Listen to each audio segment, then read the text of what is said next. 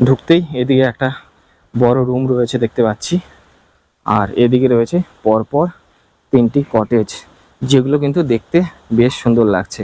আমরা সাধারণত কিন্তু এরকম শেপের কটেজ দেখতে পাই না, এখানে একদমই কিন্তু ভিন্নধর্মী একটা কটেজ দেখতে পাচ্ছি, যেটা একেবারেই ইউনিক। আর কটেজের সামনে কত সুন্দরভাবে সাজানো, বিভিন্ন গাছ রয়েছে, অনেক রকমের ফুল গাছ দেখতে পাচ্ছি। আর এই যে টায়ারগুলো রং করে কত সুন্দরভাবে এগুলোকে ইউজ করে সুন্দরভাবে একটা অ্যাম্বিয়েন্স তৈরি করা হয়েছে। দেখুন চারিপাশটা পুরো সবুজ যাকে বলা যায়, আর চারিদিকে অ্যাম্বিয়েন্সটা একেবারেই সুন্দর। হোমস্টেটা খুব একটা বড় নয়, ছোট্ট একটা জায়গা, তবে ছোট্ট একটা জায়গাকে যে এত সুন্দর করে সাজিয়ে রাখা যায় সেটা হয়তো এই জায়গায় না আসলে আমি বুঝতে পারতাম না। এই জায়গাটাকে দেখুন খুব সুন্দরভাবে টায়ারকে রং করে সাজানো হয়েছে। এই জায়গাটা অ্যাকচুয়ালি বনফায়ার প্লেস, আপনারা চাইলে এই জায়গায় বনফায়ার করতে পারবেন। এইদিকেও বেশ কিছু ফুল গাছ দিয়ে সাজানো রয়েছে। এইদিকে রয়েছে একটি কটেজ, আর এই জায়গায় 2টো কটেজ, টোটাল 3টি কটেজ এই জায়গায় রয়েছে। আর ওইদিকে একটা বড় রুম রয়েছে, যেটাতে আমরা রয়েছি, পরে দেখাচ্ছি। টোটাল 4টা রুম, তার মধ্যে এই যে কটেজগুলো রয়েছে ইউনিক টাইপের, একটাও কিন্তু খালি নেই, যার কারণে আমরা আর কটেজে থাকতে পারছি না। তবে ওই বড় রুমটাতে আমরা রয়েছি, ভিতর থেকে আপনাদের পরে দেখাবো। এই হোমস্টে স্পেশালিটি দেখাই আপনাদের। ঠিক কটেজের পাশে এই জায়গায় একটা সিটিং এরিয়া রয়েছে, যেটা কিন্তু বেশ সুন্দর, একেবারে নদী লাগোয়া।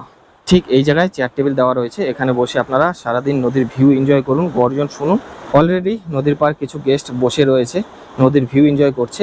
অসাধারণ একটি জায়গা। বিজনবাড়ি কি জন্য বিখ্যাত?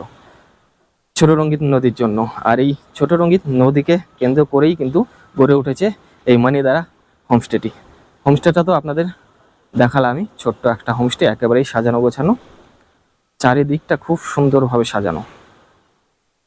আচ্ছা এই সাইডটাতে যাই, দেখি এইদিকে কি রয়েছে। এদিকে আরও একটা কিন্তু সেটিং এরিয়া রয়েছে, এই যে একটা কটেজ, ঠিক তার অপোজিটে এই জায়গায় কিন্তু খুব সুন্দর একটা বসার জায়গা রয়েছে, বাঁশ দিয়ে করা রয়েছে। উপরে দেখতে পাচ্ছি খড় আর বেতের কাজ রয়েছে। পুরো হোমস্টেটা তো ঘুরে দেখালাম, আমাদের রুমটা আপনাদের একটু ভিতর থেকে দেখিয়ে দিই। আমরা রয়েছি এই বড় রুমটাতে, এই হচ্ছে আমাদের রুম। আজকে আমরা থাকবো এই বড় রুমটাতে, যেখানে আপনারা কিন্তু 5 জন এসে থাকতে পারবেন। এখানে রয়েছে একটা ডাবল বেড, এইদিকে রয়েছে 3টে সিঙ্গেল বেড, মানে টোটাল 5 জনের যদি আপনারা গ্রুপ আসেন তাহলে কিন্তু বড় এই সুন্দর রুমটাতে আপনারা থেকে যেতে পারবেন।